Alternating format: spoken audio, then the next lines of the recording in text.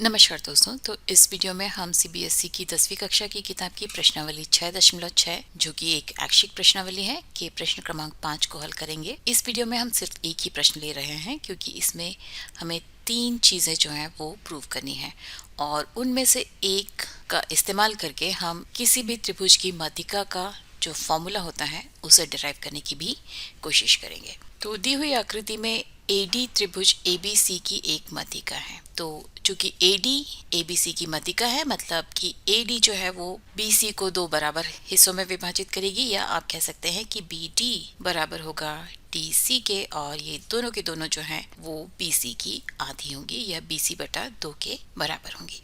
M perpendicular है BC के, तो हमें ये कुछ चीजें सिद्ध करनी है। एम जो है वो परपेंडिकुलर है बीसी के, तो ऐसा करने से यहाँ पर वास्तव में हमें 3 समकोण त्रिभुज मिलते हैं जिन पर हम पाइथागोरस थ्योरम का उपयोग कर सकते हैं और इसी का इस्तेमाल करके हम ये तीनों चीजें प्रूव करेंगे और माध्यिका की लंबाई को निकालने का फॉर्मूला भी डिराइव करेंगे।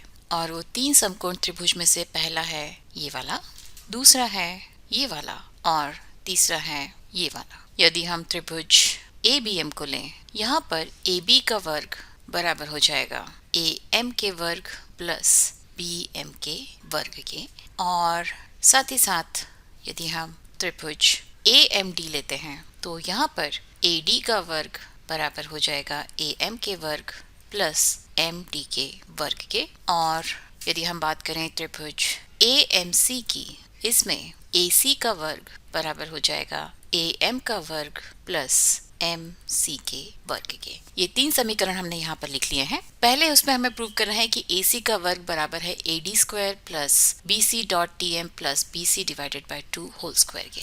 तो यहाँ पर यदि हम इन्हें नाम दे दें, ये इक्वेशन 1 है, ये 2 है और ये 3 है। तो इक्वेशन 3 है, हम शुरू करते हैं। यहाँ से AC का वर्ग बराबर है AM square plus MC square के।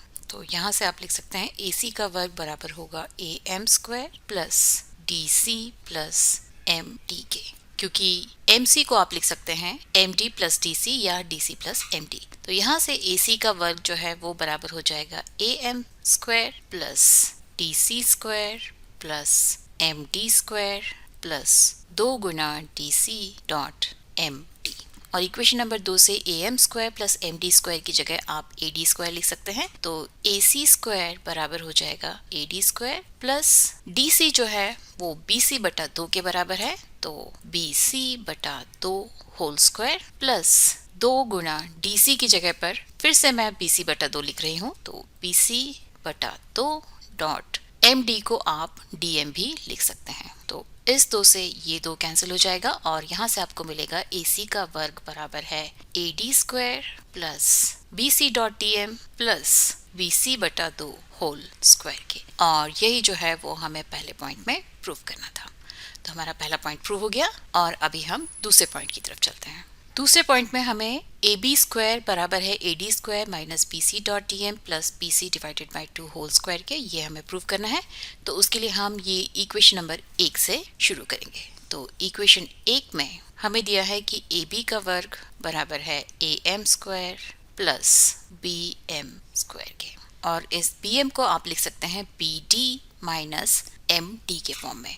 तो आपका AB स्क्वायर बराबर हो जाएगा AM square plus BD minus MD whole square के, या AB स्क्वायर बराबर हो जाएगा AM square plus BD square plus MD square minus 2 times BD dot MD के।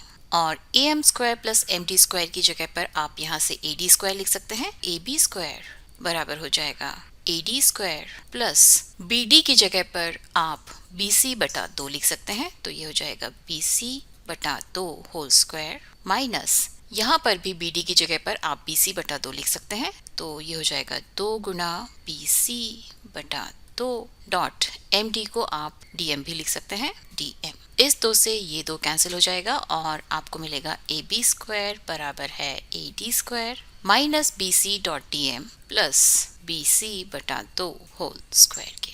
और यही जो है वो हमें यहाँ पर प्रूव करना था।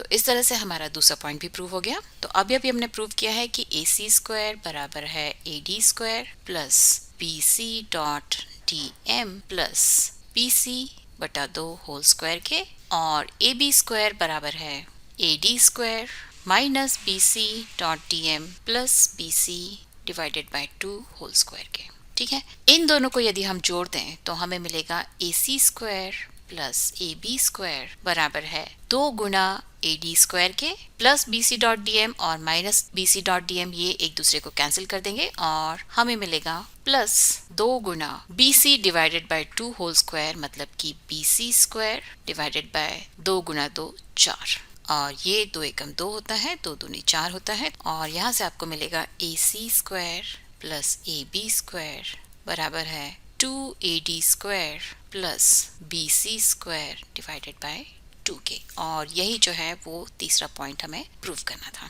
ठीक है, अभी हम थोड़ा सा एक्स्ट्रा बात कर रहे हैं, वो ये है कि किसी भी त्रिभुज की माध्यिका का फॉर्मूला क्या होता है।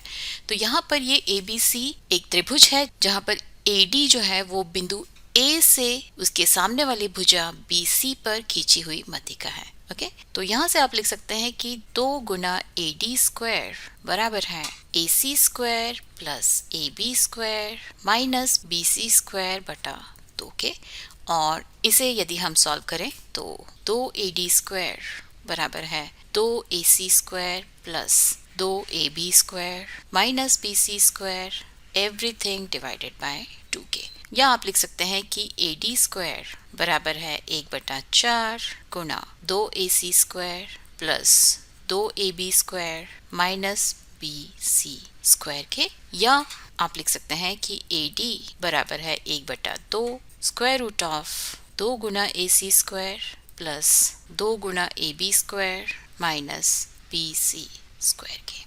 ठीक है, तो बिंदु A से उसके सामने वाली भुजा तक खींची गई माध्यिका की लंबाई जो है वो बराबर होती है 1/2 स्क्वायर रूट 2 गुना AC स्क्वायर प्लस 2 गुना AB स्क्वायर, और AC और AB जो है बिंदु A से निकलने वाली त्रिभुज की दोनों भुजाएं हैं, माइनस BC स्क्वायर, BC जो है वो बिंदु A के सामने वाली भुजा है।